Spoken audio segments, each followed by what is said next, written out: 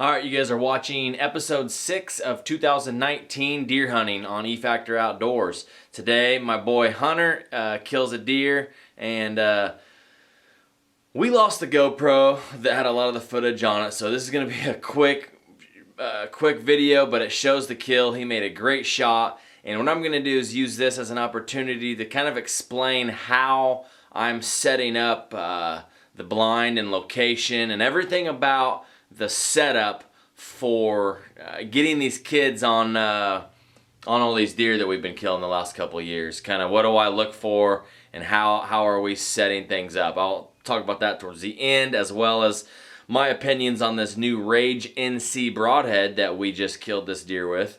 We'll show you some of the wounds on it and on the deer, and then I will compare that to the other makes and models or whatever of the Rage Broadheads and tell you what I think.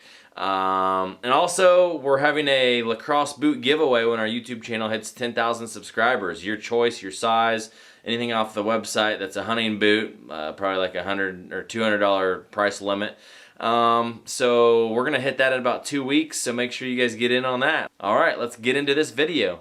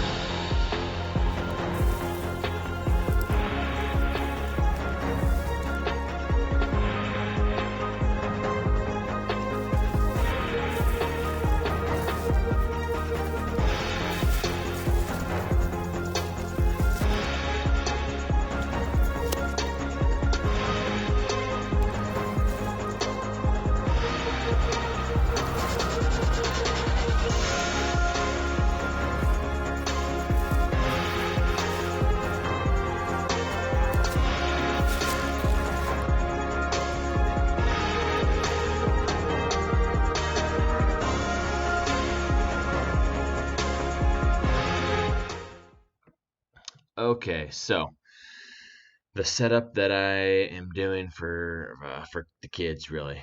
Now, most of this that I'm going to explain here is on private land. I'll at the end I may talk about public a little bit, because I've done it there too with oak flats instead of food plots. But basically, you know that an area here I've got in brown is the bedding, the thicket, and typically, like on private land, that's areas that nobody goes into. It's free of human intrusion. That goes the same deal on public land. That's where the deer are at. Anywhere that's free of human intrusion. It's usually very, very thick areas. Anyhow, so what I've done is create some small little micro food plots. They're about probably a third of an acre, and just do your favorite thing. I'm doing like wheat, oats, peas, brassicas, turnips, things like that. But really, or you just go get some oats, whatever you want to do. But the thing is, so I'm building a little log pile blind on one side of it, as you can see, and with the red, it's showing the blind location and the wind directions that I will hunt it with the kids. Um,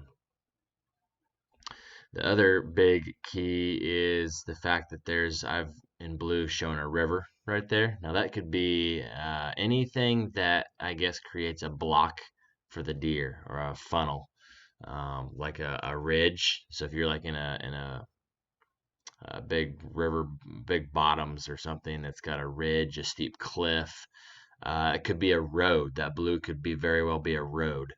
Anything that is creating kind of a wall, or I don't know what you want to call it, but that kind of would funnel the deer. And also works good because you can enter the stand like that. So when you got kids, they're noisy and they're gonna leave scent everywhere. It's very, very hard to walk very far with a kid in the woods without leaving scent and and just being very loud. So in this situation, whether this is a road or a river, you can canoe or walk down the road, and you can pop into this blind, uh, you know, 50 feet or less of walking through the woods. Most of mine are about probably that 40, 50 foot off of the river. And then, of course, you got to wait for the wind to be blowing right. And yeah, the deer are basically naturally in this setup going from this thicket to the ag field, in orange anyway. So I'm just creating a little something that they're gonna want to hopefully stop in, get a bite, maybe help be like a staging area. There's a lot of oak trees around this area, so they kind of before naturally did that anyway.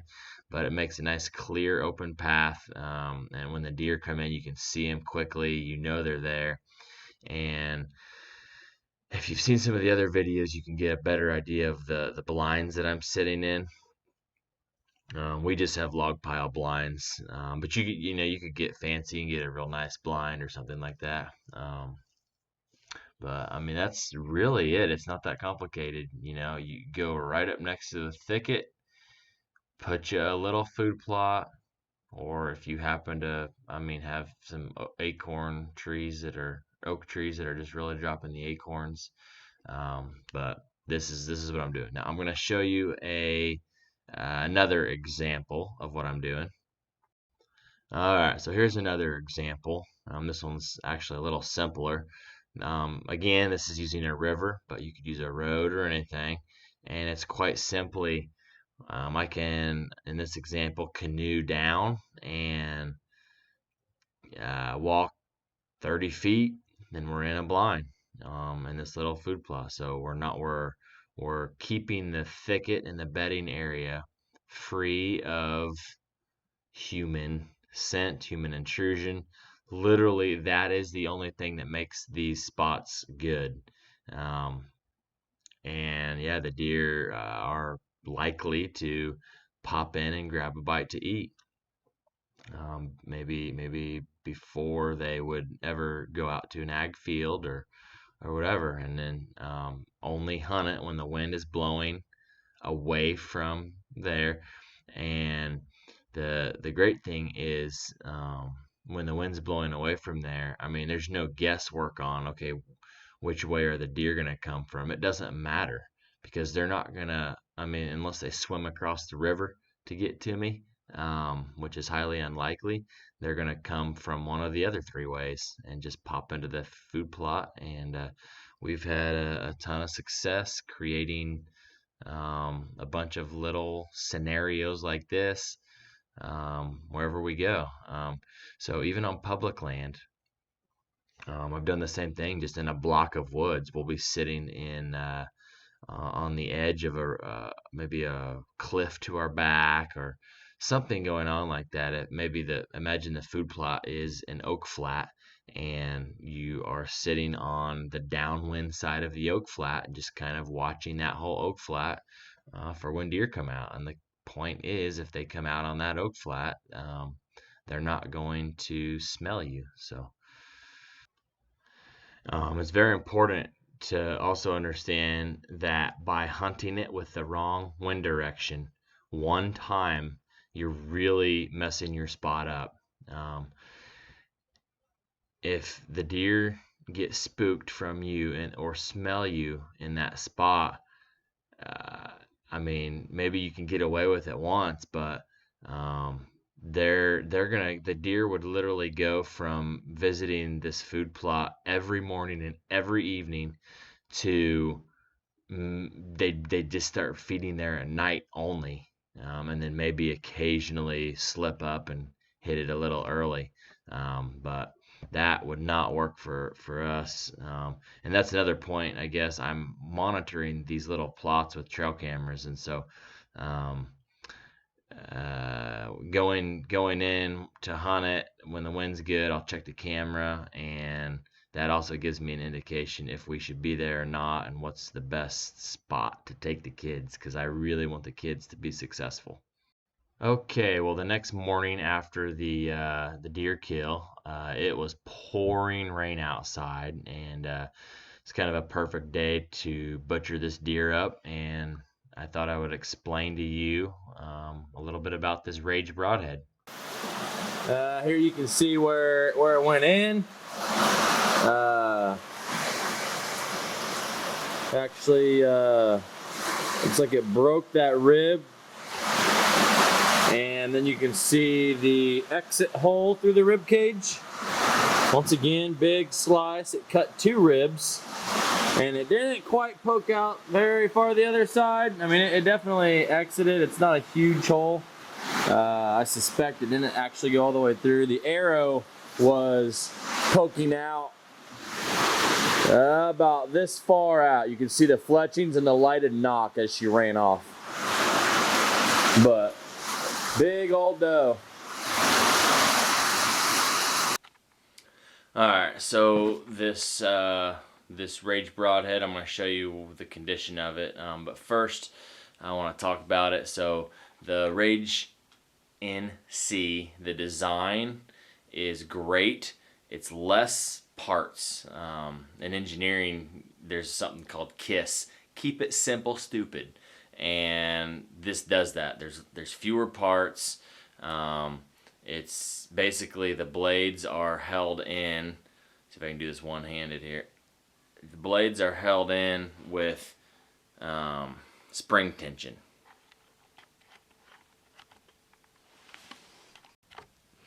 Alright, so compared to the other broadheads, let's compare this with the hypodermic. It's very similar. It's got the very narrow, I guess, needle-like ferrule. The blades are 35 thousandths thick, which is a little thinner than like their Trypan, which is 39 thousandths. I would prefer the thicker blades myself, but I'm assuming they had to do that for the weight of it, to get it down to 100 grains. So, how does it work? In case you guys haven't seen it yet, and I'm trying not to kill the lighting here, but it's the same as all the other Rages as far as that comes down, and it, you know, ends up looking like that. How that works is you can see inside there the little springy part of the blade. Here, let's zoom in on that. See that little deal right there? You can see it's a little spring, and can't really see it from there. Anyway, that little spring deal on the blade itself holds them locked down. So this broadhead cracked 3 ribs, or broke 3 ribs. And so, typical of any broadhead, I'm not disappointed by it. You can see it bent the blade, and that's why that bottom blade right there is bent a little, and it's got a crack.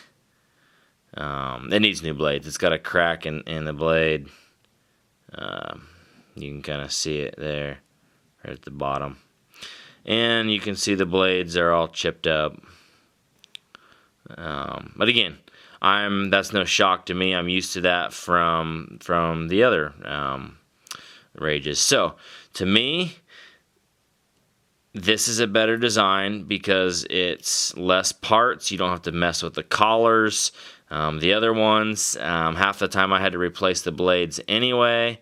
Now, you notice this arrow did not blow through that deer all the way.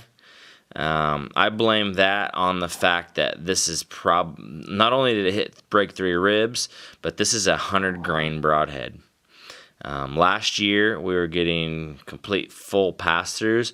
We were shooting the Tri-Pan Rage 150 grain, so it was a third heavier than this tip. So we chose the 100 grain this year because not only did I want to try out the new NC broadheads, but I also wanted to get a flatter trajectory. So there's always trade-offs, but that's my opinion. I think this is amazing.